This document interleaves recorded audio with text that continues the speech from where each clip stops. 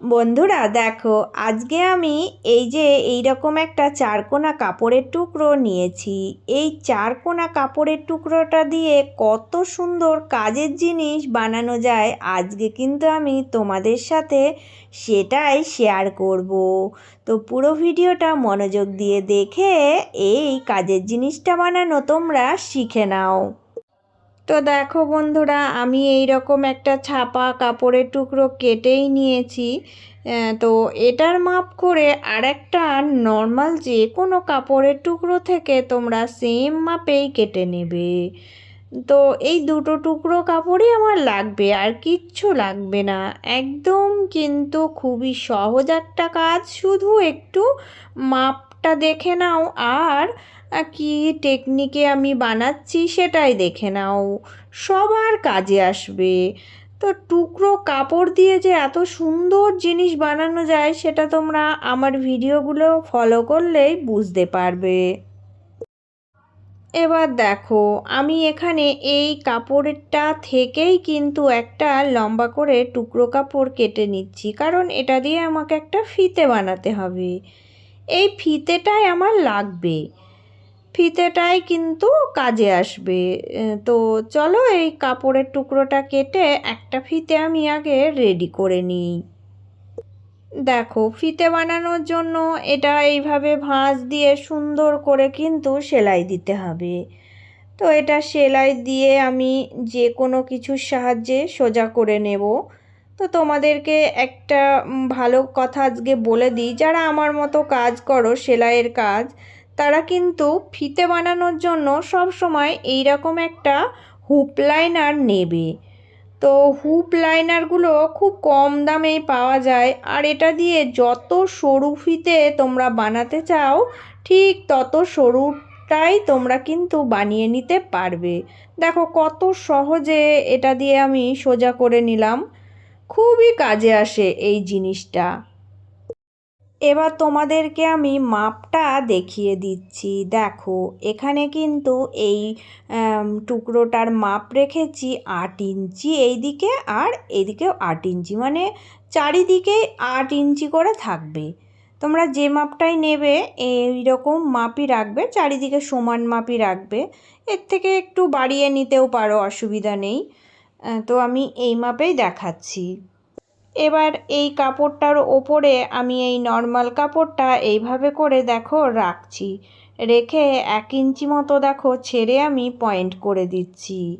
তো এই পয়েন্টটা ধরেই আমি কিন্তু সেলাই দেব, চারিদিকেই সেলাই দেব, খালি এই যেটুকু পয়েন্ট করলাম এইটুকু আমাকে বাদ রাখতে হবে, কারণ এই পয়েন্টটা দিয়েই আমাকে সোজা করতে হবে। তাই দেখো পুরোটা আমি এইভাবে সেলাই করে এবার সোজা করে দেখাচ্ছি। তো চারদিকে কিন্তু 4টে কোণা আমার তৈরি হয়ে গেছে। তো কোণাগুলো একটু কাটিং লাগিয়ে দেবে, আর এক্সট্রা যদি কোণার দিকে বেশি বাড়তি সিট থাকে ওটা কেটে বাদ দিয়ে দেবে, নাহলে কোণাটা মোটা হয়ে গেলে দেখতে ভালো লাগে না। তাই দেখো 4টে কোণায় ছোট ছোট করে কাটিং লাগিয়ে এবার যে অংশটা আমি খোলা রেখেছি ওই খোলা অংশটা দিয়ে সোজা করব সুন্দরভাবে। কিন্তু আমি দেখো এটা এইভাবে আস্তে আস্তে দেখো নিয়ে এসে সোজা করে নেব।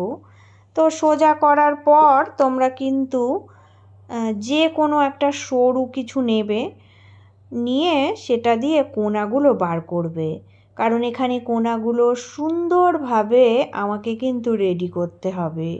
যত সুন্দরভাবে কোণাটা সেট আপ করে নিতে পারবে এই জিনিসটা দেখতে ততটাই বেশি ভালো লাগবে।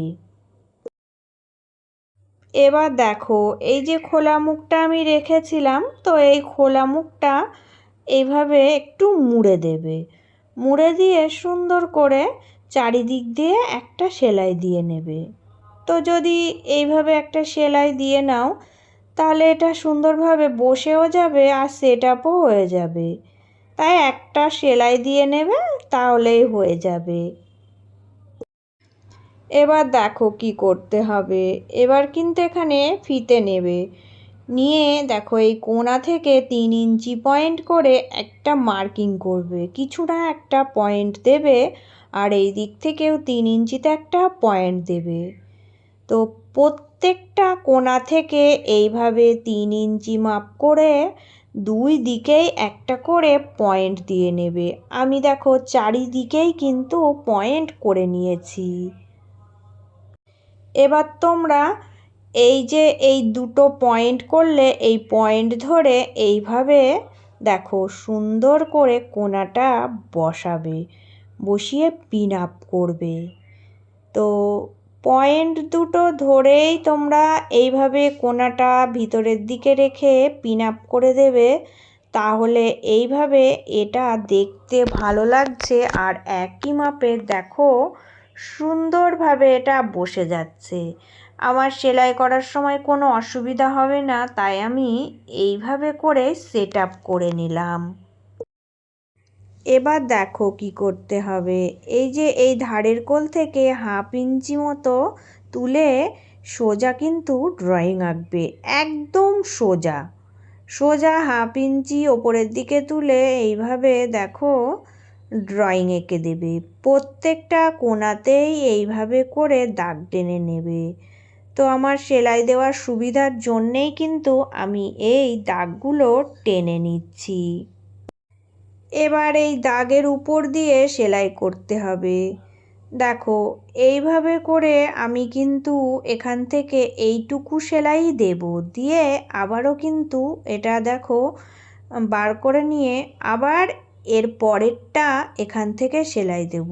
একটানে কিন্তু আমি সেলাই দেব না, কারণ আমাকে কিন্তু এইভাবেই 4টে কোণা একটার পর একটা রেডি করে দেখো সেলাই দিতে হবে।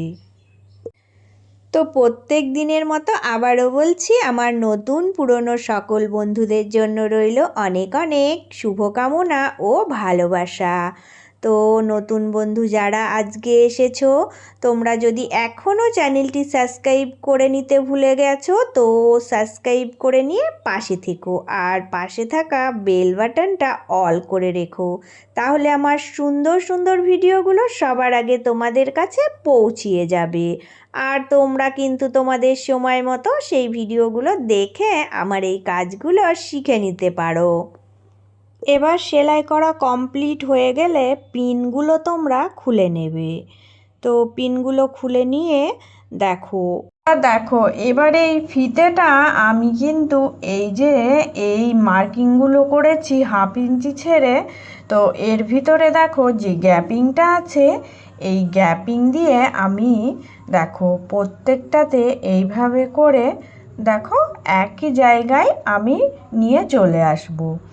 তো এর ভিতর দিয়ে দেখো আমি একটা সেফটি পিনের সাহায্যে এটা নিয়ে যাচ্ছি, নিয়ে গিয়ে আবার সেই একই জায়গায় চলে আসবে। দেখো ফিতেটা পরানো হয়ে গেলে এবার এটা উল্টিয়ে নেবে। এবার দেখো এবার এই যে আমি এই ফিতেটা ধরে আস্তে আস্তে টান দেব। দেখো ফিতেটা ধরে এইভাবে টান দিলে কিন্তু এটা সুন্দর একটা দেখো টকরি ব্যাগ হয়ে গেল। কি সুন্দর লাগছে দেখো।